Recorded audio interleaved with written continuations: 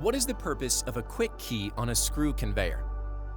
A quick key is a removable section of the pipe designed to save time replacing screw conveyor components.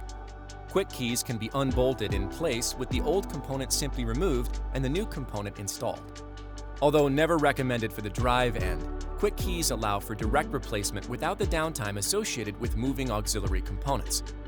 It is important to note that not all applications are a good fit for quick keys because pipe strength is reduced and torque requirements must be evaluated. However, quick keys do offer a big advantage in hard-to-reach or tight areas like hoppers, bins, or silos. Quick keys are especially useful in long screw conveyors. Quick keys are an engineered solution to specific applications. Precise cutting and milling tools using multi-axis CNC machines have made quick keys a close-tolerance, highly engineered product.